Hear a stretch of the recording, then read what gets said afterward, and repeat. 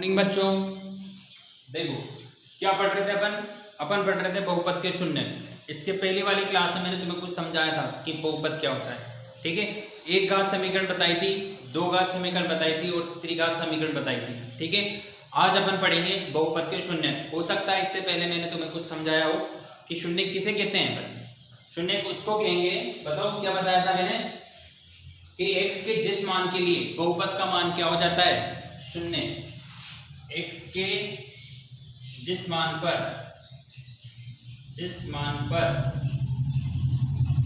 बहुपद का मान क्या हो जाता है बच्चों, बहुपद का मान शून्य हो जाता है, उसे क्या कहते हैं अपन, हो जाता है, उसे क्या कहते हैं अपन, शून्य कहते हैं। ऐसे कुछ लिखा के छोड़ा था मैंने, याद करो पिछले वाली क्लास। ठीक है, यही पढ़ा था मैंने कि x के जिस मान पर बहुपद का मान क्या हो जाता है, शून्य हो जाता है, उसको क्या कहेंगे अपन, बहुपद का शून्य कहेंगे। एग्जाम्पल समझो, जैसे मान के चलो ये px बराबर दे रखा है x माइनस का 3। ठीक है, तो इसका अपन को शून्य निकालना है। कैसे निकालेंगे, इस px का मान शून्य निकालना है तो इसको लिखेंगे अपन 0 के बराबर। ठीक है, यहाँ पर ये 0 के बराबर लिखा। ठीक है, ये 0 लिखा इधर और ये x माइनस 3, इस 3 को इधर भेजो। x का मान कितना आया, x का मान आया कितना, 3 आया। तो ये x का मान 3 जो है इस बहुपद का क्या है, इस बहुपद का शून्यक है। तो यहाँ पर अपन ऐसे छोटे छोटे शून्यक नहीं पढ़ेंगे, अपन बड़े बड़े शून्यक पढ़ेंगे। तो ये तो कौन सी समीकरण थी, ये रैखिक समीकरण है। ठीक है, अपन को किसके लिए पढ़ना है, अपन को पढ़ना है द्विघात समीकरण के लिए। ठीक है, अब आओ आप द्विघात समीकरण के शून्यक पर। तो द्विघात समीकरण के शून्य क्या होंगे बताओ। यहाँ पर एक बात होती है कि जितनी घातें होती उतने शून्य होते हैं। जैसे मान के चलो ये रेड पेन, ये द्विघात समीकरण क्या होती है, द्विघात समीकरण ax² plus bx plus c बराबर 0। इस समीकरण से अच्छे जान पहचान कर लो भाई, क्योंकि ये समीकरण अपने यहाँ भी काम आएगी और इसके बाद वाली प्रश्नावली में भी काम आएगी।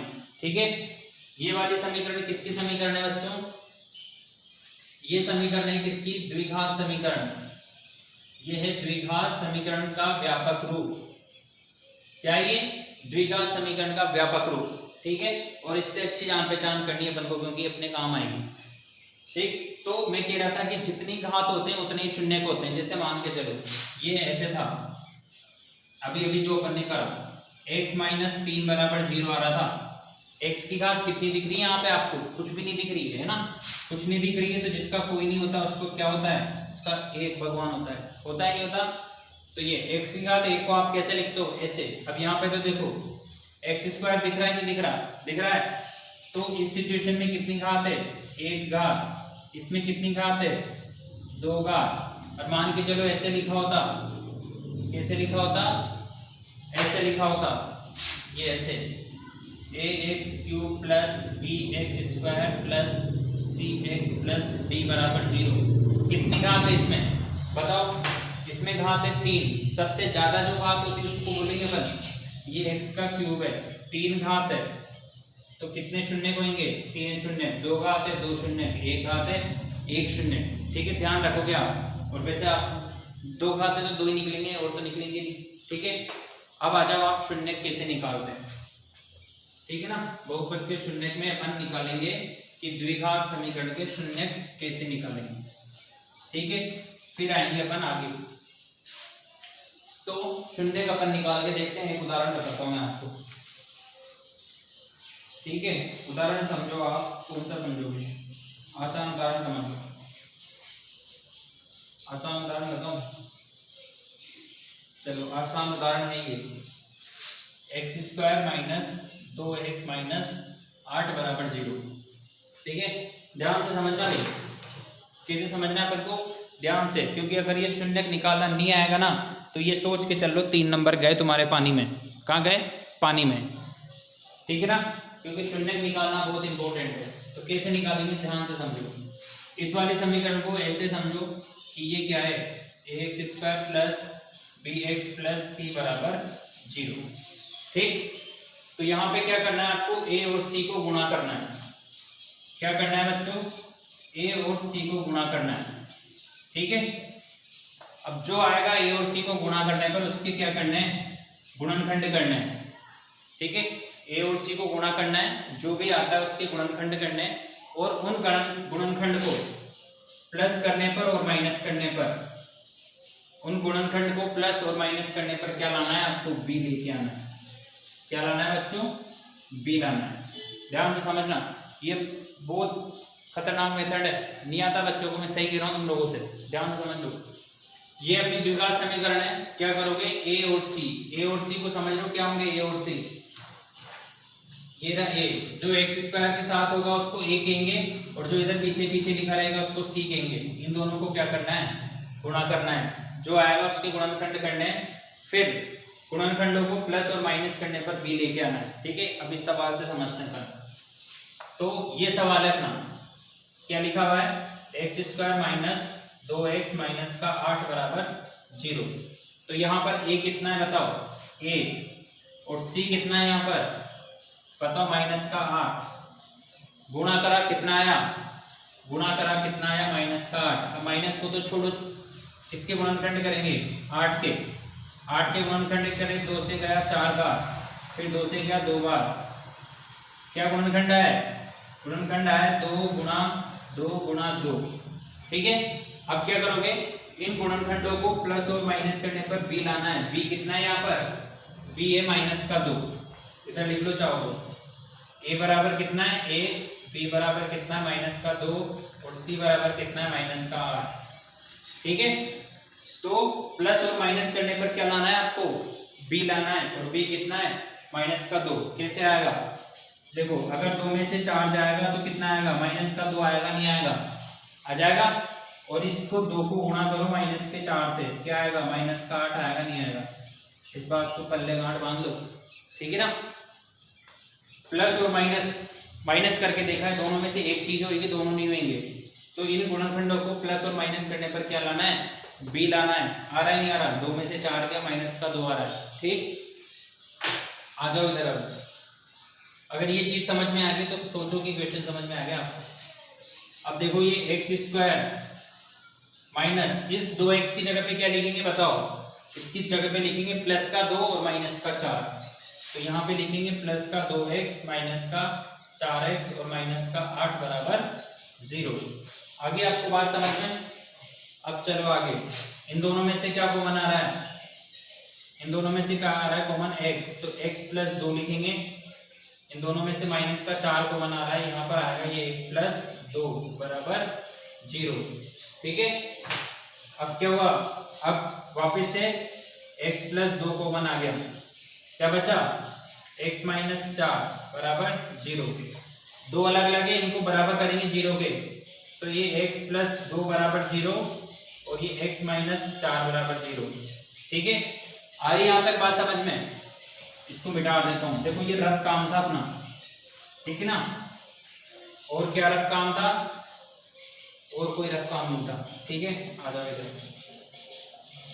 तो x बराबर तो कितना आ गया बच्चों, माइनस का 2, और इधर x बराबर कितना आ गया, 4। देखो x के 2 मान आए नहीं आए, आए। अभी मैंने बोला था कि जितनी घात होगी उतने ही क्या मान, कितने क्या होएगा, उतने ही शून्य को होंगे।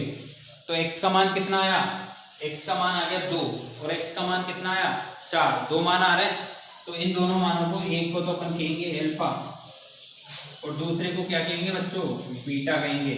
अब ये अल्फा बीटा क्या है क्या ये अल्फा बीटा, ये कोई भी सिंबल है, कोई भी चिन्ह है, प्रतीक चिन्ह।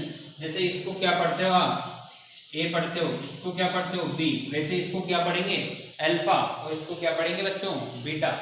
2 अलग अलग थे, इस वजह से यहाँ पे अल्फा और बीटा नाम दे दिया, एक्स वाई जेड नाम नहीं दिया, ठीक है, क्योंकि एक्स वाई जेड तो समीकरणों में आ जाते हैं। आगे बात समझ। तो इस तरीके से अपन क्या निकालेंगे, बहुपद के शून्य निकालेंगे। 2 घात है, 2 शून्य निकालेंगे, समझ लो अच्छे से, ठीक है। अब एक चीज और समझा देता हूं मैं आपको, क्या समझाऊं बताओ, गुणांक, ठीक है। अब समझते हैं अपन, बहुपद के शून्य तो समझ लिया आपने, अब बहुपद के गुणांक समझो। बहुपद के गुणांक, और ये बहुत ही आसान है, ये शून्य निकालने से ज्यादा आसान है। क्योंकि अभी अभी गुणांक तो तुमने निकाल लिया, पता ही नहीं चला तुम लोगों को, है ना। अभी मैंने गुणांक निकाल के बता दिए, तुम लोगों को पता ही नहीं चला कि सर गुणांक निकल भी गए। देखो यही वाला प्रश्न है, x square minus 2x minus 8 बराबर 0, इसमें गुणांक निकालना है। तो देखो एक्स स्क्वायर का गुणांक क्या, एक्स स्क्वायर का गुणांक क्या, ये अपनी व्यापक समीकरण है, और इसमें एक्स स्क्वायर का गुणांक यहाँ पर क्या लिखा हुआ है, a लिखा हुआ है बच्चों। कितना लिखा हुआ है, a। ऐसे इधर x का गुणांक, x का गुणांक यहाँ लगाते हैं ना बिंदु, x के साथ में गुणा में क्या है व्यापक समीकरण में, यहाँ पर है b, और इसको अचर को क्या कहते हैं, ये अचर को कहते हैं बच्चों c। तो इस तरीके से ये a b c है, ठीक। अब इस समीकरण के लिए देखो, इस समीकरण के लिए मैं a b और c का मान निकाल के बताया था, निकाला था नहीं निकाला था। देखो एक्स स्क्वायर के साथ में कुछ नहीं दिख रहा है, कुछ नहीं दिख रहा है मतलब एक है हमेशा, तो यहाँ पर इस समीकरण में एक्स स्क्वायर का गुणांक कितना है, 1। देखो यहाँ पे ये प्लस होता है, यहाँ पे क्या लिखा हुआ है, माइनस का 2, तो एक्स का गुणांक कितना हो जाएगा, माइनस का 2, और कांस्टेंट अचर क्या है, यहाँ पर c है, और यहाँ पर क्या है, माइनस का 8। आगे बात समझ में। तो इस तरीके से इनको क्या कहते हैं अपन, बहुपद के गुणांक। एक सवाल और समझ लो गुणांक का, ठीक है ना। और ये सब के सब कॉपी में लिखते चलना, नहीं तो फिर देखो क्या होता है तुम्हारा। चलो ऐसे लिखा हुआ ये 4x square minus 4x plus 1। बताओ एक्स स्क्वायर का गुणांक क्या आएगा, इसमें क्या आएगा, क्या होगा एक्स स्क्वायर का गुणांक, बताओ। हाँ भाई कौन बताएगा,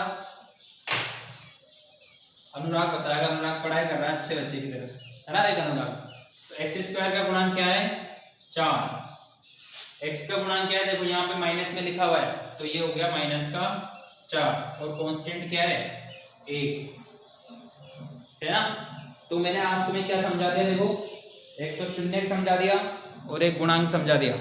अब अपन समझेंगे कल गुणांक और शून्यक में संबंध, बहुपद के गुणांक एवं शून्यक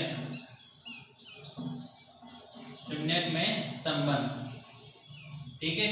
कल ये पढ़ेंगे, फिर आएंगे प्रश्नावली पर। समझ में आ रही है बात, चलो थैंक यू।